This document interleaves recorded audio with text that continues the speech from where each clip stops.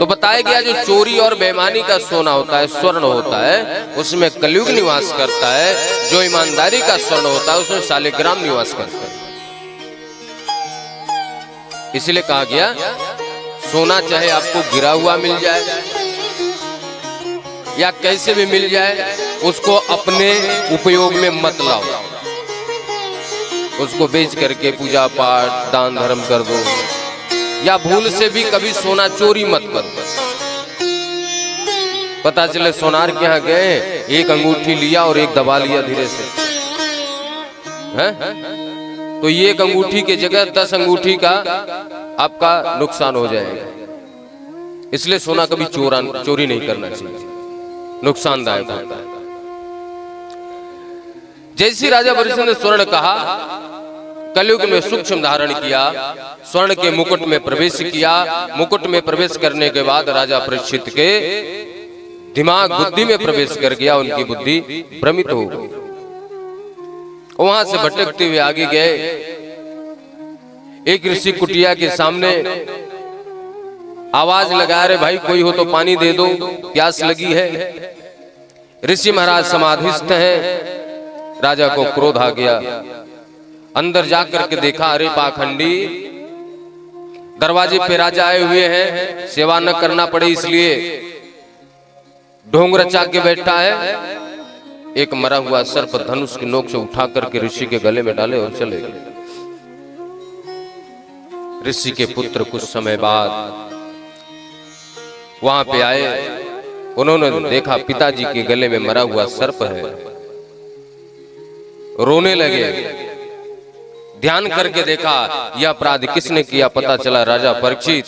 हाथ में जल लिया और श्राप दे दिया, वाक वज्रम विसर्ज, बाड़ी रूपी वज्र का प्रहार किया कि राजन 7वें दिन सर्प के काटने से ही तुम्हारी मृत्यु होगी। समीक ऋषि की आंखें खुली, अपने बेटे श्रृंगी ऋषि को रोते हुए देखा। बोले बेटा आप विलाप क्यों कर रहे हो? बोले पिताजी आपके गले में मरा हुआ सर्प किसने डाला पता है? उन्होंने सर्प को उतार कर के किनारे रखा। बोले क्या कर रहे हैं? किसी ने भी डाला, कोई दिक्कत नहीं।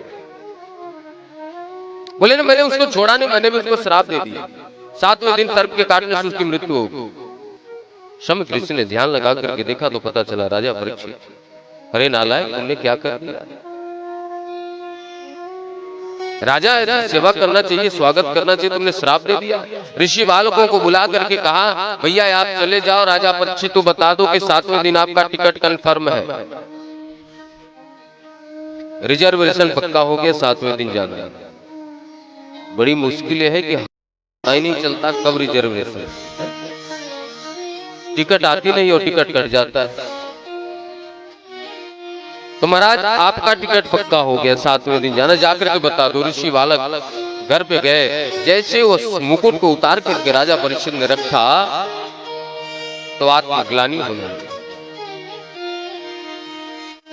आज तक मेरे पूर्वजों ने किसी संत का अपमान नहीं किया और मुझसे इतने बड़े संत का अपमान हो गया। ध्यान लगाया तो पता चला कलयुग का क्रियाकलाप है, क्योंकि जो मुकुट पहना हुआ था वह बेईमानी का मुकुट था। जरासंध को छल से मार करके मुकुट भीम दादा लेकर के आए थे, वही मुकुट आज पहन करके राजा परीक्षित गए थे। इसलिए बेईमानी के सोना में कलयुग वास कर गए। लेकिन कबर जब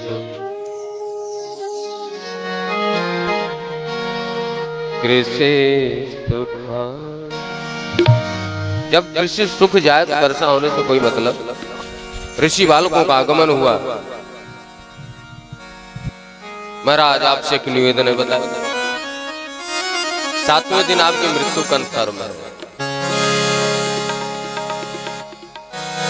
7वें दिन राजा परीक्षित दुखी नहीं हुए, बड़े प्रसन्न हुए। कम से कम मुझे पता तो चल गया कि 7वें दिन जाना है। एक चक्रवर्ती सम्राट छत्रपति राजा सफेद वल्कल वस्त्र पहन करके मां गंगा किनारे पहुंच गए। मां गंगा को प्रणाम किया और प्रणाम करके जैसे सर को उठाया तो देखा वहां पे एक नहीं अपितु 88,000 ऋषि विराजमान थे और सभी आपस में विचार कर रहे थे कौन से ऐसी पूजा की जाए, कौन से ऐसी पाठ की जाए जिससे राजा इस श्राप से मुक्त हो। यदि नवदुर्गा का पाठ कराया जाए तो 9 दिन लगेंगे, रुद्राभिषेक भी 7 दिन से ज्यादा ही होगा, महामृत्युंजय जाप कराया जाए वो भी 7 दिन से ज्यादा हो जाएगा। 7 दिन के अंदर कौन से ऐसी पूजा पाठ किया जाए जिसमें कल्याण हो जाए, किसी को समझ में नहीं आता। उसी समय तत्र भगवद भगवान व्यास पुत्रो अदीक्षयागामट मानो नपेक्ष अलक्ष्यलिंगो निजलाभ तुष्टो वृतश्च बालरैव धूत वेशः। अवधूत व्यास पुत्र सुखदेव जी महाराज का आगमन हुआ, आसन पे आकर के विराजमान हो गए। ऋषियों ने कहा कि महाराज जल्दी से आप प्रश्न करो, नहीं तो ये तो 6 मिनट ही किसी दरवाजे पे भिक्षा लेने के लिए रुकते हैं, चले जाएंगे। राजा परीक्षित ने चरणों में प्रणाम किया। आइए 2 मिनट हम लोग भी प्रार्थना कर लेते हैं, स्तुति गान कर लेते हैं, निवेदन कर लेते हैं, भगवान का संकीर्तन कर लेते हैं। इसके बाद सुखदेव जी महाराज को प्रणाम कर लेते हैं, फिर कथा में चलेंगे। श्री कृष्ण गोविंद हरे मुरारे, हे नाथ नारायण वासुदेवा।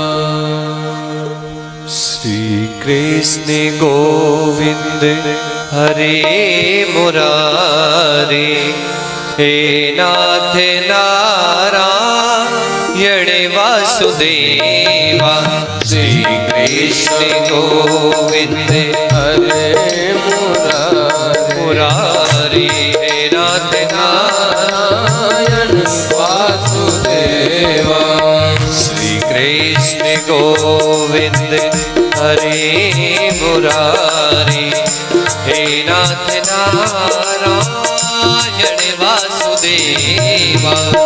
श्री कृष्ण हरे मुरारे, हे नाथ नारायण वासुदेवा। श्री कृष्ण गोविंद हरे मुरारी, हे नाथ नारायण वासुदेवा। श्री कृष्ण को आओ से ताली सेवा करते हुए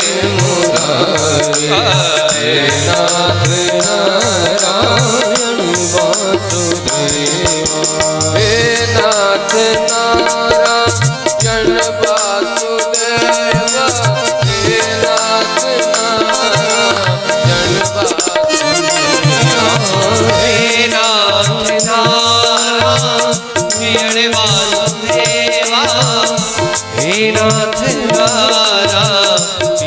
वासुदेवा। हे नाथ नारायण वासुदेवा। हे नाथ नारायण वासुदेवा, हे नाथ नारायण वासुदेवा, हे नाथ नारायण वासुदेवा। हे नाथ नारायण वासुदेवा। कृष्ण गोविंद हरे मुरारे, नाथ नारायण वासुदेवा। श्री कृष्ण गोविंद हरे मुरारी,